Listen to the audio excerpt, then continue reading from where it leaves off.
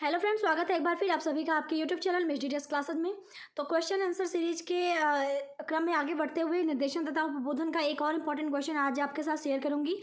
और इसके जो वीडियो अगर आपको पसंद आएगी तो छोटी सी रिक्वेस्ट करूंगी कि वीडियो को प्लीज़ लाइक कर दीजिएगा, शेयर कर दीजिएगा। चैनल पे नए हैं तो चैनल को सब्सक्राइब भी कर लीजिएगा और बेल बटन को प्रेस कर लीजिएगा ताकि ऐसे यूजफुल वीडियो की नोटिफिकेशन आपको सबसे पहले मिल जाए। और अगर आपको इसका PDF चाहिए तो PDF की लिंक डिस्क्रिप्शन बॉक्स में अवेलेबल है। तो चलिए शुरू करते हैं अपनी ये वीडियो।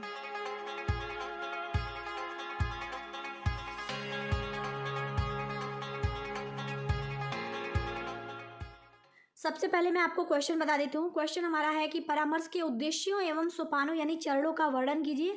तो ये जो प्रश्न है ये MGKVP के पेपर 2019 में लॉन्ग में यानी दीर्घ उत्तरीय प्रश्न में ये क्वेश्चन पूछा है। और इसके अलावा क्वेश्चन इस भी तरीके से पूछ सकता है कि उपबोधन की प्रक्रिया के चरणों का वर्णन कीजिए। तो ये भी प्रश्न आपके MGKVP के 2018 के पेपर में पूछा है। तो यहाँ पे बात करते हैं उत्तर के आप किस तरह लिखेंगे। तो आप हेडिंग डालेंगे परामर्श के उद्देश्य। तो यहाँ पे बताएंगे कि परामर्श के उद्देश्य बहुत व्यापक हैं, अतः उन सबका वर्णन करना कठिन है।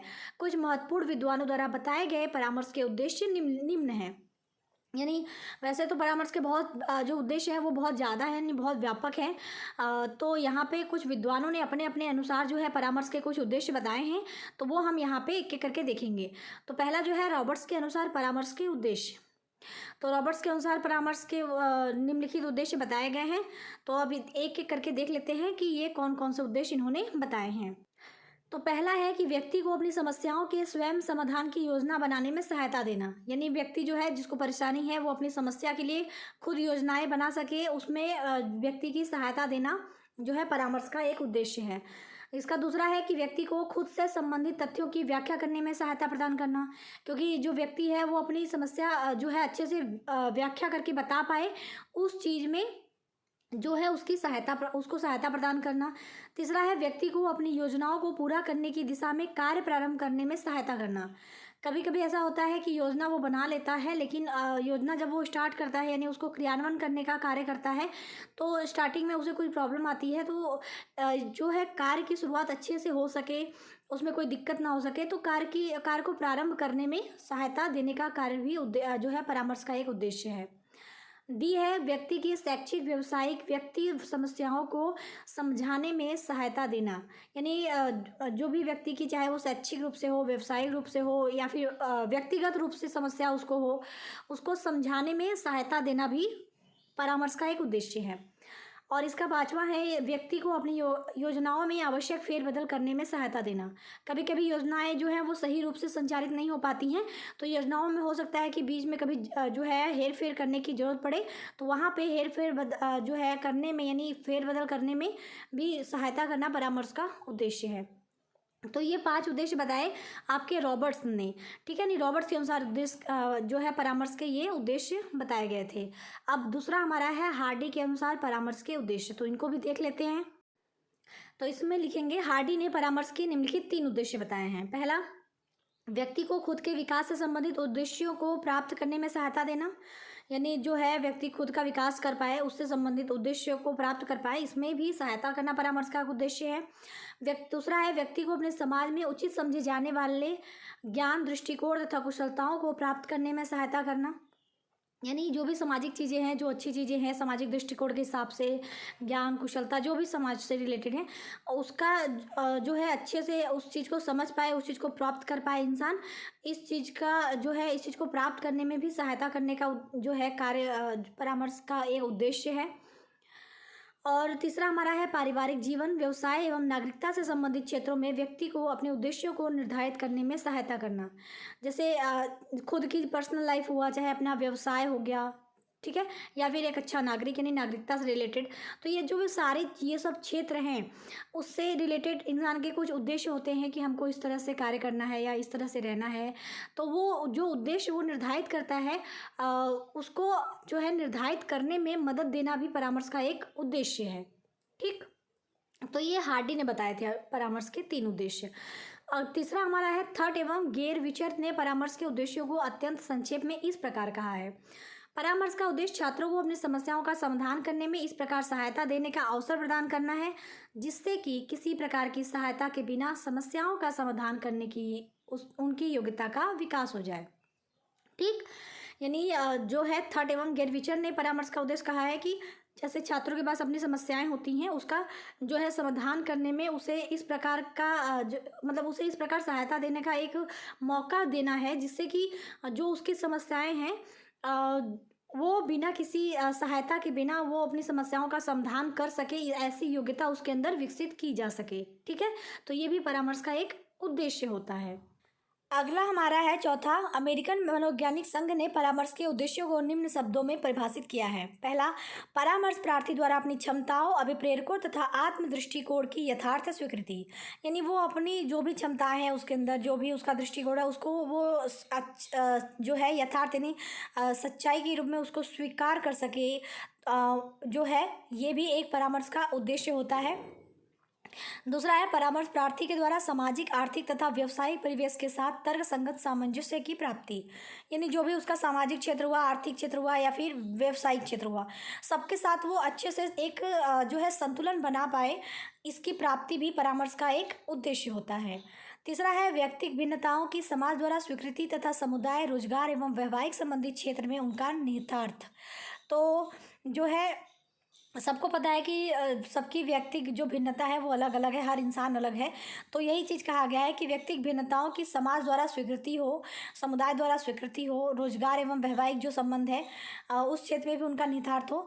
इस चीज़ को भी इस चीज़ में भी ये भी एक परामर्श का उद्देश्य होता है। ठीक, तो ये हमारा हो गया 4 पॉइंट। अब हमने 4 लोगों की तरफ से जाना कि जो है परामर्श के क्या क्या उद्देश्य हैं। अब यहाँ पे है कि उपयुक्त उद्देश्यों के विश्लेषण के आधार पर निम्न बिंदु ध्यान में आते हैं। यानी अब हम एक तरह से समरी बना लें कि अब जो मेन हमारा उद्देश्य क्या है, तो उसके आधार पे कुछ उद्देश्य यहाँ पे लिखे गए हैं। अगर आप यहाँ तक भी 4 पॉइंट तक भी लिखते हैं तभी आपका क्वेश्चन जो आपका जो आंसर है वो कंप्लीट हो जाएगा। लेकिन अगर आप चाहें तो जो है उपयुक्त उद्देश्यों के विश्लेषण के आधार पर भी जो है हम क्या क्या उद्देश्य जो है निकाल पाते हैं वो यहाँ पे चाहे तो आप लिख सकते हैं। तो देख लेते हैं क्या क्या है इसमें। हमारा पहला है कि परामर्श का लक्ष्य व्यक्ति को अपने संबंधों में सही मूल्यांकन प्राप्त करना है। यानी इसमें कहा क्या गया है कि परामर्श का जो लक्ष्य है वो क्या है कि व्यक्ति को अपने संबंधों में सही मूल्यांकन प्राप्त करना है। यानी जो भी व्यक्ति से रिलेटेड सारी चीज़ें हैं, जो भी जिस चीज़ से भी उसका संबंध है, उसका सही मूल्यांकन वो कर सके, इस चीज़ को प्राप्त करना यानी सही मूल्यांकन प्राप्त करना ही परामर्श का क्या है, लक्ष्य है। दूसरा है व्यक्ति को अपने परिवेश के साथ सामंजस्य स्थापित करना। तो ऊपर भी सारी चीज़ें थी कि वो अपने समाज के साथ, समुदाय के साथ, परिवार के साथ जो है एक तरह का संतुलन स्थापित कर पाए, ये भी क्या है परामर्श का एक उद्देश्य है। तीसरा है समाज में उपलब्ध आर्थिक एवं व्यावसायिक क्षेत्रों एवं संभावनाओं को उसे अपनी योग्यताओं एवं सीमाओं के संदर्भ में देखना। यानी जो भी समाज में उपलब्ध है, चाहे वो आर्थिक क्षेत्र हो चाहे व्यावसायिक क्षेत्र हो, उसमें संभावनाओं को अपनी योग्यताओं एवं सीमाओं के संदर्भ में देखना कि आप उसे कर सकते हैं कि नहीं, आपकी योग्यता उस क्षेत्र में क्या है, आप कहाँ पे आपकी जो है एक कमजोरी है यानी सीमा है, वो क्या क्या है, ये सारी चीज़ें जो है समझ पाना, ये भी परामर्श का उद्देश्य है। क्योंकि जब तक आप जानेंगे नहीं तब तक आप चीज़ों को सही नहीं कर पाएंगे। और यहाँ पे चौथा जो हमारा है कि व्यक्ति की मानसिक स्वास्थ्य के लिए जीवन के विभिन्न क्षेत्रों में उनका सामंजस्य वास्तविक धरातल पर करना। यानी इंसान जो है मानसिक रूप से फिट हो सके, मानसिक रूप से चीज़ों को समझ सके, इसके लिए आवश्यक है कि जीवन के जो भी उसके क्षेत्र हैं, हर एक क्षेत्र में उसकी जो सोच है उसके साथ जो संतुलन वो बनाए, वो कैसा होना चाहिए, ज़मीनी स्तर से जुड़ा होना चाहिए। ऐसा नहीं कि हवा में बातें कर रहा हो या हवा में कुछ सपने देख रहा हो, ऐसा ना हो, वास्तविक जीवन से वो जुड़ा होना चाहिए।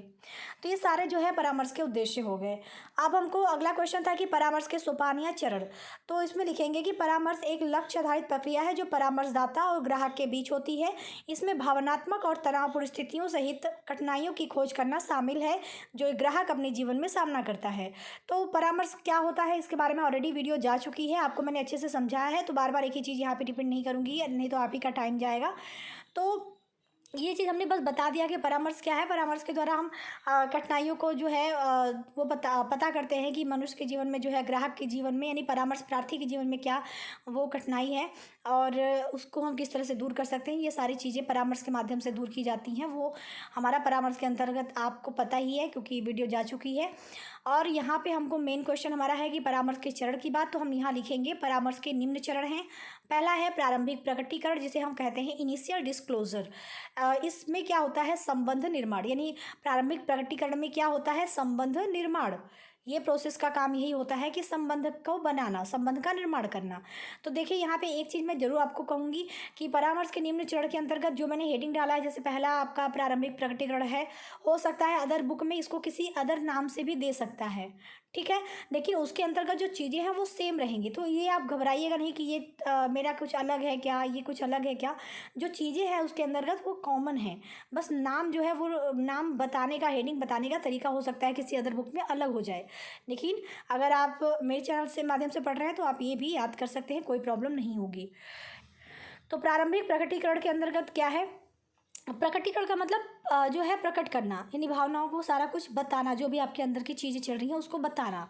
तो यहाँ पे लिखेंगे कि परामर्श की प्रक्रिया के पहले चरण में परामर्शदाता और परामर्श प्रार्थी ग्राहक, जिसे हम ग्राहक के नाम से भी कह सकते हैं, परामर्श प्रार्थी यानी ग्राहक के बीच संबंध बनाना शामिल है। तो मैंने कहा ही था कि इस प्रक्रिया में क्या होता है, संबंध का निर्माण होता है। परामर्शदाता और परामर्श प्रार्थी के बीच एक संबंध बनता है। संबंध के माध्यम से क्या होता है, इसमें ग्राहक को प्रभावित करने वाली समस्याओं को समझने के लिए उन्हें शामिल करना शामिल है। यानी जो है ग्राहक को कौन कौन सी समस्याएं हैं ये जानने के लिए, ये समझने के लिए परामर्शदाता को क्या करना पड़ेगा, ग्राहक को इसके अंतर्गत शामिल करना पड़ेगा, ठीक है। संबंध परामर्शदाता की तरफ से सहानुभूति, सच्चाई और गर्मजोशी पर बनाया जाता है। यानी परामर्श संबंध इसलिए बनाता है ताकि पहले तो परामर्शदाता जो है वो संबंध का जो बेस होता है वो सहानुभूति, सच्चाई और गर्मजोशी पर बनाते हैं, ताकि जो है वो सहानुभूति दिखा सके ग्राहक के साथ, सच्चाई के साथ उससे बात कर सके, ताकि वो भी आपसे घुल मिल सके और अपनी समस्या आपके सामने रख सके, ठीक है। तो ये प्रक्रिया में यही होता है, संबंध इसलिए बनाया जाता है ताकि आप ग्राहक की यानी परामर्श प्रार्थी की सारी समस्याओं को परामर्शदाता समझ सके, इसके लिए आपका जो है संबंध निर्माण किया जाता है। तो ये हमारा हो गया पहला चरण। दूसरा है गहन अन्वेषण। तो इसमें क्या होता है, समस्या का आकलन। तो गहन अन्वेषण के अंतर्गत क्या होता है, समस्या का आकलन या मूल्यांकन। तो इसमें लिखेंगे जैसे जैसे संबंध बनाने की प्रक्रिया शुरू होती है, समस्या मूल्यांकन की प्रक्रिया भी शुरू होती है। इस चरण में परामर्शदाता परामर्श प्रार्थी के जीवन, उनकी स्थिति और उनके द्वारा परामर्श लेने के कारणों के बारे में जानकारी एकत्र करता है। यानी ये होता क्या है, संबंध जब वो बनाता है तो मूल्यांकन की प्रक्रिया खुद ब खुद शुरू हो जाती है, क्योंकि मूल्यांकन के माध्यम से वो ये समझने की कोशिश करता है, आकलन करता है कि व्यक्ति को जो है समस्या किन कारणों से है।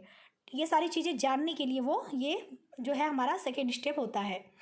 तीसरा है कार्यवाही के प्रति प्रतिबद्धता। तो इसमें क्या होता है, लक्ष्य निर्धारण। इस स्टेप का मुख्य उद्देश्य क्या है, लक्ष्य निर्धारण। तो यह एक बहुत ही महत्वपूर्ण कदम है जिसमें परामर्श के लिए लक्ष्य निर्धारित करना शामिल है। परामर्श प्रक्रिया के माध्यम से क्या हासिल करना है इसके बारे में कार्यवाही या परिणाम तय किया जाता है। जैसे अभी तक तो क्या हुआ, परामर्शदाता ने परामर्श प्रार्थी के साथ संबंध बनाया, उससे जानने की कोशिश की, फिर उसके बाद जो उसकी समस्याएं हैं वो उसके क्या कारण है उसको समझने के लिए आकलन किया। अब क्या करता है कि वो ये देखता है, लक्ष्य निर्धारित करता है कि ये जो परामर्श वो लेना चाहता है हमसे, वो परामर्श का मेन उद्देश्य क्या है, लक्ष्य क्या है, वो परामर्श क्यों लेना चाहता है, उस परामर्श लेने के बाद उसका परिणाम क्या होगा। ये सारी चीज़ें इस स्टेप में तय की जाती हैं। चौथा है परामर्श हस्तक्षेप। तो इस चरण में परामर्शदाता परामर्श प्रार्थी के साथ उपयोग किए जाने वाले हस्तक्षेप के प्रकार पर निर्णय लेता है। परामर्शदाता प्रार्थी को उनकी समस्याओं के समाधान में मदद करने के लिए कई तरह के तरीकों में से चुनाव करते हैं। यानी इसमें जैसे कुछ तरीके हमने डिसाइड कर लिए कि इन तरीक़ों से समस्याएं जो है वो दूर की जा सकती हैं। तो परामर्शदाता क्या करता है, प्रार्थी को जो भी उसके समस्याएं हैं उसके समाधान में मदद करने के लिए कई तरीके जो है उसका चुनाव करता है कि इस तरीके से ये सारी चीज़ें हो सकती हैं, इस तरीके से आप जो है अपनी समस्या का निदान कर सकते हैं। तो ये हमारा चौथा स्टेप में ये सारी प्रक्रियाएँ होती हैं, ठीक है। पांचवा हमारा इम्पॉर्टेंट जो है वो लास्ट चरण है, मूल्यांकन और समाप्ति, ठीक है। मूल्यांकन एंड समाप्ति, यहाँ पे और भी आप लिख सकते हैं मूल्यांकन और समाप्ति। तो इसके नाम से मतलब है कि इसमें समाप्त हो रहा है, इसमें सारी प्रोसेस, और इसमें मूल्यांकन भी हो रहा है, तो ये दोनों चीज़ें इसमें होती हैं। तो इसके अंतर्गत लिखेंगे परामर्श की प्रक्रिया का यह अंतिम चरण है जिसमें परामर्श संबंध को समाप्त करने का निर्णय शामिल है। अधिकांश परामर्शदाताओं के साथ साथ परामर्श प्रार्थी के लिए भी एक कठिन प्रक्रिया है। आमतौर पर लक्ष्यों को पूरा करने के बाद प्रार्थी को प्रगति के संबंध में एक मूल्यांकन किया जाता है जिसके आधार पर समाप्त करने का निर्णय लिया जाता है। एक परामर्श संबंध अन्य कारणों से भी समाप्त हो जाता है जिसमें ग्राहक को किसी अन्य परामर्शदाता का संदर्भ दिया जाता है। तो देखिए इस चीज़ को समझिएगा, मूल्यांकन का मतलब और समाप्ति का मतलब। तो समाप्ति का मतलब कि परामर्श की जो प्रक्रिया है वो यहाँ पे ख़त्म करने का जो है वो निर्णय लिया जाता है इस स्टेप के अंदर, ठीक है।